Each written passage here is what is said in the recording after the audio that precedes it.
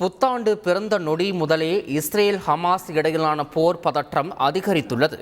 இதுகுறித்து விரிவாக பார்க்கலாம் இந்த தொகுப்பில்.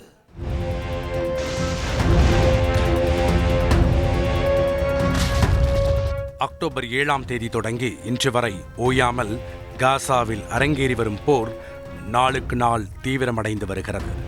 புத்தாண்டு தினத்திலாவது தாக்குதல்கள் ஓயும் என எதிர்பார்த்த நிலையில் புத்தாண்டு பிறந்த மறுநொடி இஸ்ரேலை 27 ஏவுகணைகளால் தாக்கியது ஹமாஸ் குழு. ஏற்கனவே கடும் கோபத்தில் இருந்து வரும் இஸ்ரேல் பதிலடி தாக்குதலை தீவிரப்படுத்த புத்தாண்டு படு மோசமாக விடிந்திருக்கிறது காசா மக்களுக்கு.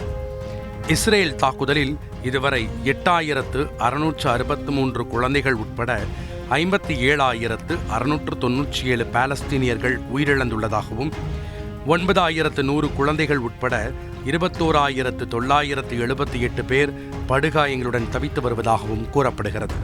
அதே நேரம் இஸ்ரேலில் அக்டோபர் 7ஆம் தேதி நடந்த தாக்குதலில் 1,139 பேர் உயிரிழந்துள்ளதாக இஸ்ரேல் தரப்பில் கூறப்பட்டுள்ளது. தவிர ஹமாஸுடன் போரிட்ட 172 இஸ்ரேல் இராணுவ வீரர்கள் கொல்லப்பட்டுள்ளனர். இந்நிலையில் காசாவில் ஜெனின், மகாசி உள்ளிட்ட அகதிகள் முகாம்களிலும் தெற்கு பகுதியில் உள்ள கான்யூனிஸ் பகுதியிலும் இஸ்ரேல் இராணுவம் தாக்குதல்களை நடத்தி வருகிறது. அத்துடன் மேற்கு கரை பகுதியிலும் சோதனைகளில் ஈடுபட்டுள்ள இஸ்ரேல் இராணுவம் கிழக்கு ரமல்லா, கஃபூர் கத்தூம், அல்தஹேரியா, ஜெரிகோ உள்ளிட்ட பகுதிகளில் ஆதிக்கம் செலுத்தி வருகிறது. இதற்கிடையே இஸ்ரேல் லெபனான் இடையே நிலவும் விரோத போக்கும் விஸ்வரூபம் எடுத்து வருகிறது.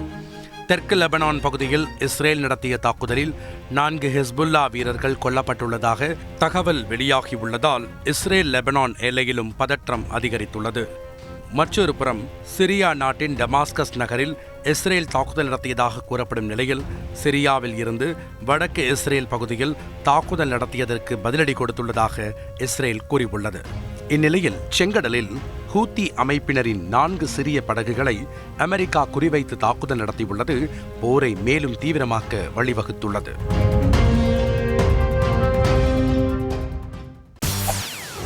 செய்திகளை உடனுக்குடன் தெரிந்து கொள்ள உடனே சப்ஸ்கிரைப் பண்ணுங்க.